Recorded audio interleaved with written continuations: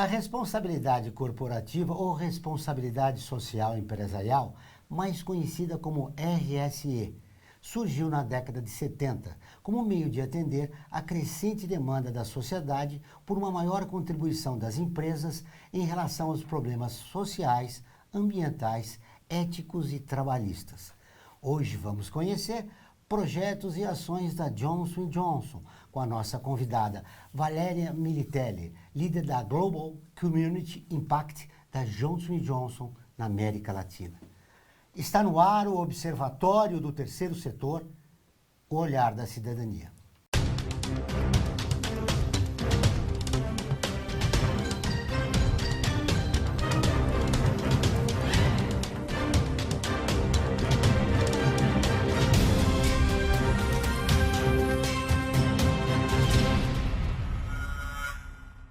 Seja bem-vindo ao Observatório, Valéria.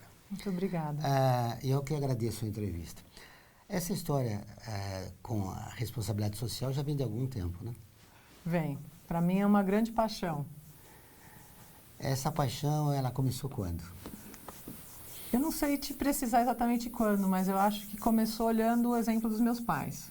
Eles sempre foram muito atuantes e eu cresci com essa sementinha e sempre procurei dedicar um certo tempo para trabalhos voluntários e para ajudar as empresas a quais eu me dedico a fazer também o máximo possível. Esse é o perfil ideal para a pessoa trabalhar com responsabilidade social. Ela já vem com uma história familiar.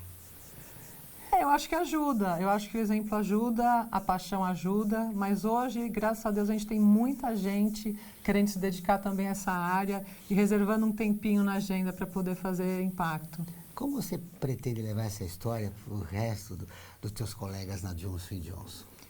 Não, vai ser uma missão, na verdade, fácil, porque muitos dos nossos colegas, dos meus colegas na Johnson, já estão envolvidos nesse trabalho, né? Esse trabalho já acontece há muito tempo, desde que a empresa foi criada.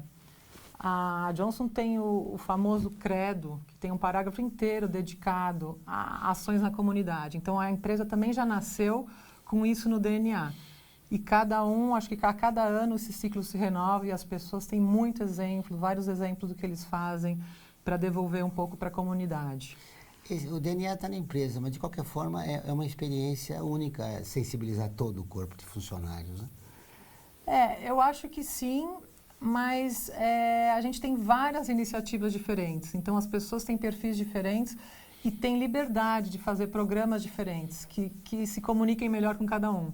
Então, tem gente que faz mais coisas para o meio ambiente, tem gente que gosta de fazer mais coisa com criança, tem gente que gosta de ajudar, tem gente que gosta de fazer pro bono, que é, né, dedicar um pouco do seu conhecimento em prol da causa.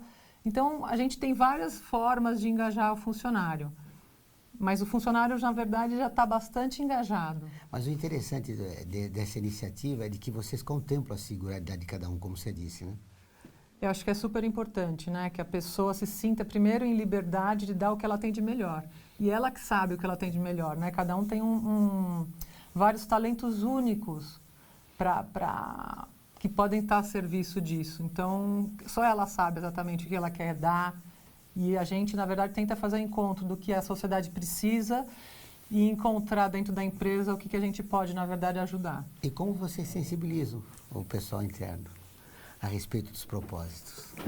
Eu acho que eu estou numa empresa que isso é muito fácil, porque ela tem um propósito muito grande. A missão da Johnson's é você conseguir mudar a trajetória da saúde para a humanidade, né? Como a gente faz isso?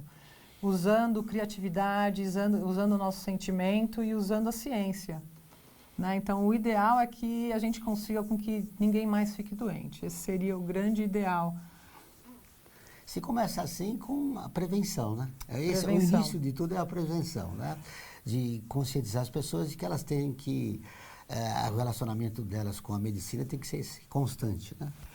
Eu acho que começa com a promoção da saúde, né? Que é você ter um estilo de vida correto, comer direitinho, se exercitar, ter tempo, equilíbrio para você ter tempo com a sua família, tempo com seus amigos, né? Dividir melhor o seu tempo, cuidar muito do estresse, que hoje é um fator preponderante para a saúde. Você ter um controle aí do estresse e você ter uma relação antes de ficar doente. né? E depois, se a pessoa ficar doente, como a gente está envelhecendo cada vez mais, e acontecer de ficar doente, que a gente também tem as ferramentas necessárias para dar acesso às pessoas a tratamentos adequados. Pelo menos os funcionários da Johnson & Johnson já estão conscientes dessa grande utopia de transformar a visão. Esse é o propósito, essa é a missão e o propósito da empresa.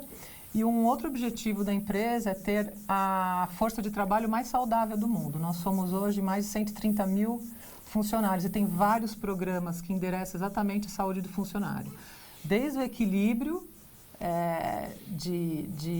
das jornadas de trabalho, de viagens, de como você se relaciona com a sua família. Exemplo aí, por exemplo, licença paternidade, que é uma das coisas que a Johnson implementou no mundo inteiro. Pelo menos 8 semanas para o pai que adote um filho ou que tenha seu próprio filho, até realmente programas de gerenciamento da saúde. Como você gerencia melhor o seu tempo, como você equilibra melhor o seu tempo. Você tem apps bastante divertidas para você trabalhar 7 minutos por dia. Tem um arsenal bastante grande que ajuda cada um de nós, funcionários, a lidar melhor com isso. Como tem sido a resposta? Eu acho que a resposta tem sido muito boa. A Johnson é uma empresa muito criativa em como ela engaja os seus funcionários. Então, esses apps têm competições online que as pessoas podem formar grupos no mundo inteiro e fazer uma caminhada juntos. Obviamente, ela é virtual, mas o gasto calórico é real. E o pessoal tem se divertido. E cada ano tem mais gente que está entrando nessas plataformas. Que bom. Todas as terças e quintas-feiras, ao vivo, às 14 horas, tem programa de rádio Observatório do Terceiro Setor, onde recebemos especialistas que, junto com os ouvintes, debatem os principais temas da atualidade e do terceiro setor.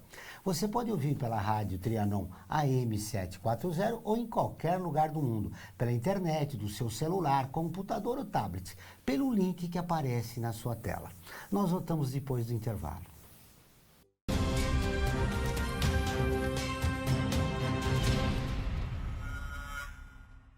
A FIA é muito mais que uma escola de negócios. É graduação, pós-graduação, MBA, mestrado e consultoria para empresas. Isso faz diferença. Conheça a FIA. Olá, eu sou Laura Gelbert, da ONU News. Notícias das Nações Unidas e do mundo você acompanha na página e nos programas do Observatório do Terceiro Setor, parceiro da ONU News. E para acompanhar diretamente a ONU News em português, acesse nossa página e redes sociais. Até lá!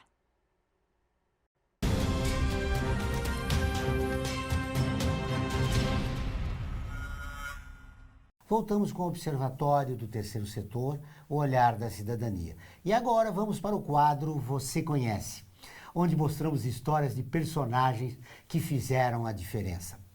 A brasileira que arriscou seu emprego e sua vida, ajudando enviados aos campos de concentração a fugirem para o Brasil. Aracy Guimarães Rosa. Você conhece?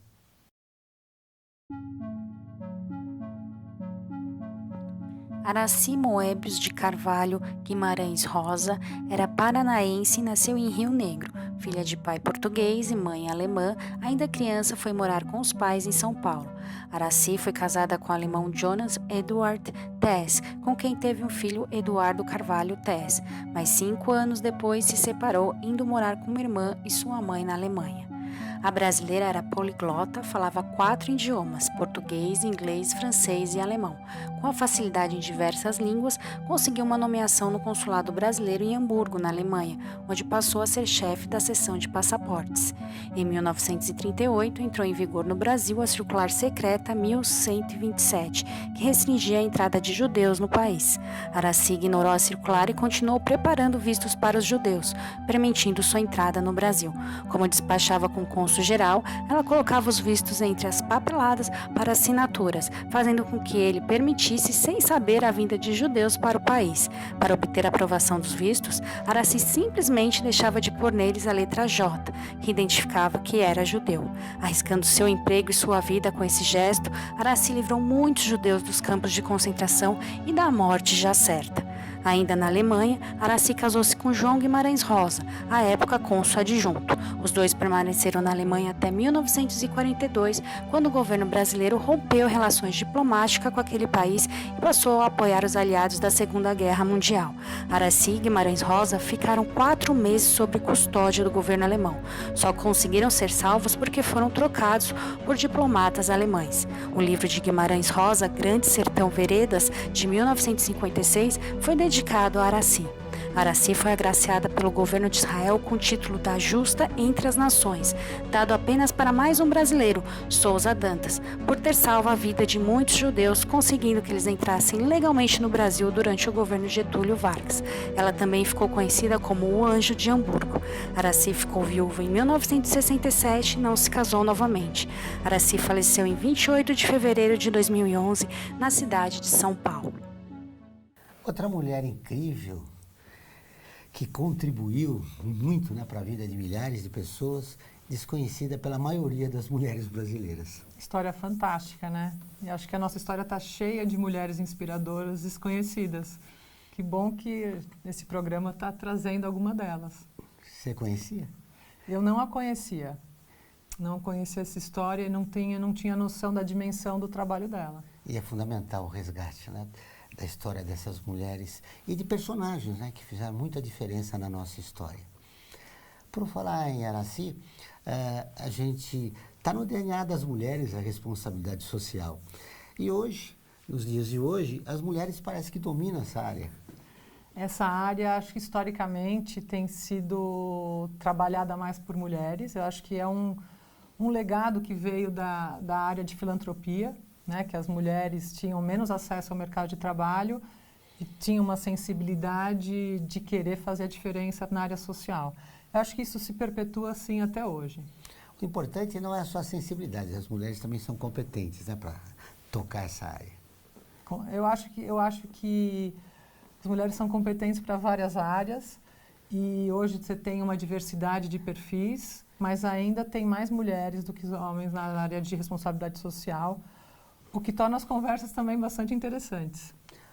Como é que você define hoje a responsabilidade social no nosso país? Como que eu defino? Essa é uma grande pergunta, né? Posso me ater a responder a responsabilidade social empresarial? Claro. Eu acho que antes, alguns anos atrás, talvez algumas décadas atrás, você tinha a área de responsabilidade social, que era um braço social, e você tinha a empresa. Eu acho que a gente está vivendo um momento muito bom porque não existem mais essas duas coisas separadas, né? Hoje você tem um movimento de integração muito grande. Todo mundo já entendeu quando você fala de sustentabilidade ou de responsabilidade social, você está falando de tudo. Uma coisa não vive sem a outra, né? Então, eu acho que isso tem acontecido. O Brasil tem muito bons exemplos, tem muito boas fundações, tem bons projetos, tem muito bons profissionais nessa área e dá para fazer muito mais. Na apresentação que eu fiz, você cuida da América Latina, né? O Brasil, como se situa em termos de responsabilidade social corporativa? Na América Latina, você tem o Brasil lidera, né? Acho que aí, junto com o México também tem muita coisa interessante nessa área, está bastante adiantado em algumas questões. Você tem Brasil, Argentina, Chile tem uma área de inovação social bastante interessante. Eu fui em dezembro passado no Festival de Inovação Social no Chile, nasceu no Chile e se repete a cada ano, agora ele também está acontecendo em outros países, então o Chile é um polo de inovação interessante. Você tem algumas coisas na Colômbia, você tem vários países com iniciativas. A América Central tem algumas coisas, mas não tão notórias ainda, acho que tem necessidades muito mais marcantes, básicas ali. Mas acho que a América Latina não está perdendo para ninguém, em termos de inovação social. E essas transformações que todos nós desejamos, elas estão acontecendo através das empresas, né, com a responsabilidade social corporativa. Eu acho que a empresa hoje é um grande vetor de transformação. Mas aí, aproveitando o exemplo da Aracy, Guimarães Rosa, acho que começa com as pessoas que querem fazer diferença. Essas pessoas podem estar dentro de uma ONG, que são um grande motor de transformação, pode estar dentro de uma empresa, pode agir por conta própria, pode estar numa associação, elas estão por todas as partes, né? Essas sementes estão por todas as partes. Eu acho que o que tá acontecendo agora é que essas pessoas estão se encontrando mais. Né? Antes, cada um seguia o seu caminho e acho que hoje a gente está aprendendo que o futuro é coletivo e que a gente tem que trabalhar junto. A gente tem problemas muito complexos e não dá para resolver sozinho. Então, acho que houve uma aproximação de ONGs com empresas que antes acho que eram mais polarizados, né? Uma tinha uma agenda muito específica, outra uma agenda muito específica, elas não necessariamente conversavam. E hoje elas estão conversando e eu acho que isso vai fazer toda a diferença. E isso tende a aumentar e isso eu acho que é o que vai levar com a gente, enquanto sociedade, a solucionar os problemas complexos. Essa é a grande dificuldade do terceiro setor, né? As organizações de interesse social imaginam que o projeto é um projeto individual, né, dela, mas tem que ser coletivo, né? Porque o objetivo de todas as organizações é o mesmo. Como vocês suplantaram ou estão suplantando essa dificuldade da visão individual para coletiva? Eu acho, a gente tem aí algumas hipóteses, né? Então, os nossos projetos que a gente quer apoiar são projetos em cocriação. Então, eles já vão nascer diferentes. Então, acho que ele começa nascendo de uma análise diferenciada sobre os dados. Então, enxergar o problema como ele é. E a gente sabe que a gente tem uma parte dessa visão e que a gente precisa de outras pessoas que têm outras perspectivas sobre o mesmo problema para enxergar o problema como ele de fato é. Então, acho que esse é o ponto inicial. E depois, acho que a criação da solução da mesma forma. Então, é muito difícil hoje você conceber uma solução, né, de um problema complexo sozinho. E eu acho que o começo é, acho que ter a noção de que você não faz nada sozinho. E aí começar a desenvolver relações diferentes, de mais confiança, para que você possa, de fato, construir junto. E as organizações ou empresas como a Johnson & Johnson já estão conscientes de que tem que caminhar juntas, né? Acho que na já. questão da responsabilidade social? Eu não diria que todo mundo está consciente, mas a maioria das empresas grandes e as empresas enfim, que têm e que tomam muito a sério sua responsabilidade de impacto, sim. Eu acho que as empresas evoluíram muito, muito, muito, muito. Você tem também crescimento de grandes ONGs que também evoluíram muito e você tem cidadãos hoje muito interessantes que não pertencem a nenhuma das duas e que se representam muito melhor do que antes, que hoje com o advento de mídias digitais e de outras plataformas de comunicação conseguem com que a sua voz seja ouvida. Então, acho que a gente está vivendo um momento muito interessante de todo mundo percebendo que pode participar. Ainda não estamos no ponto ótimo, acho que isso é um aprendizado, mas isso já acontece e eu acho que está acontecendo de uma forma muito mais rápida do que a gente imaginava. Você entende que a sociedade civil já está organizada e caminhando por esse objetivo? Eu acho que uma parte da sociedade civil está organizada, outra parte ainda tem dificuldade de acesso, mas eu acho que a gente está caminhando para isso. Eu acho que essas plataformas de comunicação revolucionaram muito isso e vai permitir acesso, sim. A gente tem aí algumas barreiras de língua, né? A gente vinha comentando, por exemplo, um dos projetos inovadores que a gente tem chama GenAge, que quer dizer Generation Health, né? A geração saúde, que é na verdade, é um concurso para empreendedores sociais que tenham soluções para a área de saúde. E a gente ainda tem uma baixa adesão de países que não falam a língua inglesa, como, por exemplo, o Brasil. A gente teve de 300 inscritos, 1 ou 2 dessa região apenas, é muito pouco. E uma das barreiras que a gente já percebeu é a barreira da língua. Todo projeto precisa ser escrito em inglês e etc. Então, a gente precisa agora trabalhar no Brasil para ajudá-los, esses empreendedores sociais do Brasil, do Chile, da Argentina, da Colômbia, também terem acesso a essas plataformas. Então, a língua ainda é uma barreira. A gente tem outras questões de educação que são barreiras e a gente vai tentar complementar aí para ajudar que a criatividade do nosso povo se sobressaia também na solução de problemas. Será uma grande trajetória, porque aí precisa de uma mudança cultural, né? Para que isso aconteça. Mas eu acho que está acontecendo, né? Eu acho que está acontecendo. Se a gente olhar o que a gente vem vivendo nos últimos 3, 4 anos, muita gente achava que era impossível e está acontecendo. Então, isso eu sou bem otimista. Muito bem.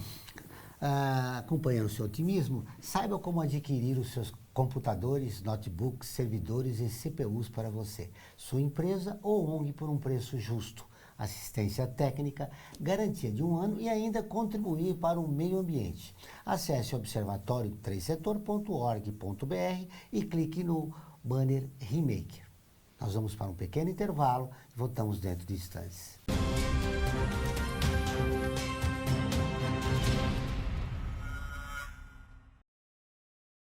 A FUNASP colabora com a USP nas relações entre fundações por meio de fóruns, simpósios, seminários, pesquisas e intercâmbio de informações, além do seu investimento na área social. Para melhores informações, entre no nosso site www.funasp.org.br. FUNASP, um marco entre o universo acadêmico e a sociedade.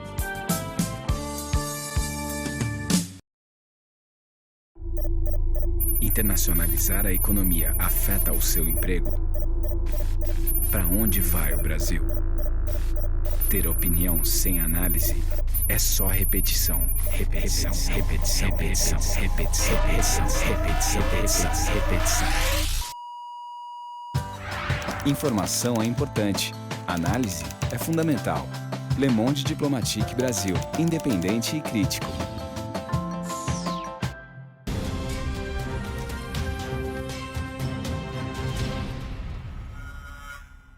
Estamos de volta com o programa do Observatório do Terceiro Setor, o Olhar da Cidadania. Não esqueça, todas as quartas-feiras às 17 horas tem o programa Olhar da Cidadania na Rádio USP, com temas da atualidade e dos direitos humanos. Anote, todas as quartas-feiras às 17 horas na Rádio USP, em São Paulo 93,7 e em Ribeirão Preto 107,9 FM. Muito bem, Valéria, eu queria falar um pouco dos projetos da Johnson & Johnson. Você tem dois importantes, né, que você gostaria de destacar? A gente tem vários projetos. Eu acho interessante te comentar sobre a abordagem do Zika. Começamos com esse projeto em 2016, quando, enfim, ninguém sabia bem quais eram as implicações do Zika. Começou a se discutir sobre microcefalia, fizeram essa ligação e a gente achou que, por se tratar de saúde e também ter no DNA da empresa combate a pandemias, que a gente tinha que fazer alguma coisa. Então, nós procuramos o Ministério da Saúde para perguntar o que a gente deveria fazer. Aí foi super interessante a conversa e acabou culminando na criação do que a gente chama do Zika Lab, que é uma parceria, é uma parceria entre o IPEDS e o CONASENS para treinamento profissional. Então, na verdade, é um foco de treinamento na prevenção. Como a gente pode evitar que as pessoas se contaminem e tenham uma pandemia. Como é feito esse treinamento? Então, são 7.000 profissionais de saúde foram treinados através desse programa nos estados mais afetados, em 37 municípios, levando muita informação de prevenção e de cuidados, caso já tivessem comprometidos. Uma outra iniciativa que a gente fez, ligada também ao Zika, foi em parceria com a Unicef, que foi um programa que chama Rede de Inclusão. Aí já para as famílias que foram de fato afetadas. A gente também deu treinamento para mais de 230 profissionais e que fazem atendimento direto às saúdes, aos bebês e às famílias, na verdade, que foram afetadas com o Zika. E os resultados foram expressivos? São expressivos. A gente, na verdade, está lançando agora a segunda etapa do Zika. Ele vai acontecer de novo. A gente estava no Ministério da Saúde há um mês atrás para discutir o que precisa acontecer e como ele deve acontecer. O Zika está em outra fase. Hoje já existe mais conhecimento sobre o vírus. Ainda existe uma necessidade muito grande de treinamento profissional. A gente acha que ele pode ser ampliado. A gente aprendeu, né, com isso, ele pode ser ampliado. E o programa com a Unicef, idem. Né, as famílias que estão afetadas vão estar afetadas o resto de suas vidas com isso e tem muito conhecimento sendo gerado em como você deve lidar com a criança e quais são os cuidados para a família saber lidar com essa criança. Mesmo porque a informação é fundamental, né, Valéria? Nós temos um problema com a febre amarela, nós temos um problema com o sarampo e com a Zika anualmente.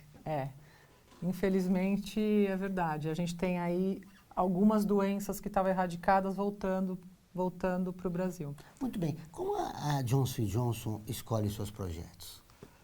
Você falou do Zika agora, mas quais foram os critérios? Que era um problema grave de saúde que o país vivia. Mas, normalmente, como a Johnson & Johnson escolhe os projetos que vai? Então, a gente também escolhe isso coletivamente, né? A gente está, na verdade, terminando um desenho de como isso deve ser feito globalmente, mas a gente está com uma pegada mais local agora, né? Então, a gente vai ter coisas, em termos de projetos, que o conhecimento global é extremamente importante, a gente vai trazer bons exemplos de lá, mas a gente vai produzir conteúdo e projetos localmente. Vai identificar as dificuldades que aquela comunidade tem e aí vocês vão interagir.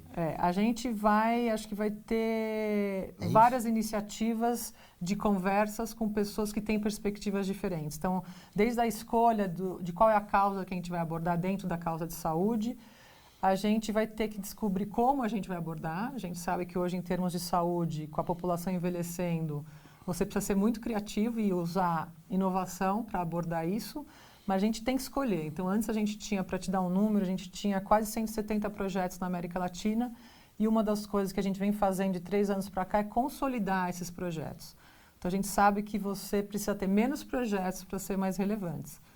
Então, essa é uma das partes do meu trabalho, do trabalho da minha equipe, é escolher melhores projetos, escolher bem os parceiros, a gente não vai fazer nada sozinho, e ter muitas discussões interna e internamente para fazer essa escolha de forma acertada.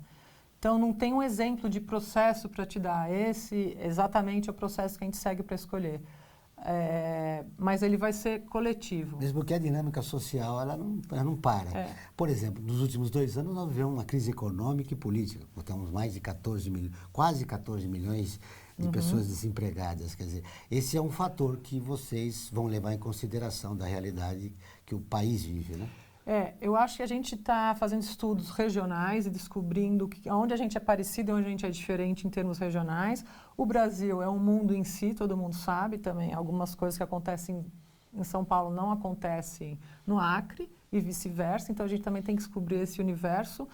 E, especificamente, o capital, tanto social como o capital para a responsabilidade social da empresa, vai estar sempre a serviço das comunidades que são mais vulneráveis. Essa é parte do meu serviço. A empresa foca em todo mundo e a gente foca nas comunidades mais vulneráveis. Eu acho que tem muita coisa interessante para acontecer nisso. Às vezes, quando a economia piora, tudo piora. A gente sabe no Brasil que acontece, muitas pessoas perdem acesso ao plano de saúde. E isso sobrecarrega, às vezes, o Sistema Único de Saúde, mas ainda o Brasil tem um Sistema Único de Saúde que é muito inovador e que dá acesso, mesmo não ideal, para todos os membros da população. Alguns países da América Latina não têm nada disso. Então, talvez a resposta também não possa, com certeza a resposta não pode ser igual. Um dos pontos comuns que a gente já identificou, por exemplo, é a questão de gravidez na adolescência. Esse é um ponto comum na América Latina inteira e já foi identificado. Então, eu não sei se isso vai ser uma área foco nossa, mas provavelmente pode ser. Em termos de saúde, se você já começa a sua vida, você tem uma gravidez adolescente, você abandona a escola. Então, você já tem aí outras questões totalmente associadas, você ainda talvez não saiba cuidar direito no bebê.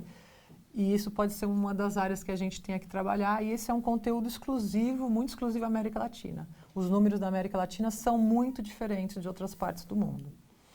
Muito bem, fechamos nossa entrevista. Obrigado. Muito obrigada, um prazer em conhecê-la. Igualmente. O Observatório do Terceiro Setor desta semana fica por aqui. Mas para continuar nos acompanhando, acesse o nosso portal observatorioterceirsetor.org.br. Lembrando que o Observatório é acessado em 173 países e atinge mais de 2 milhões de pessoas todos os meses. Voltaremos na próxima semana com o Observatório do Terceiro Setor, o olhar da cidadania. Até o próximo programa.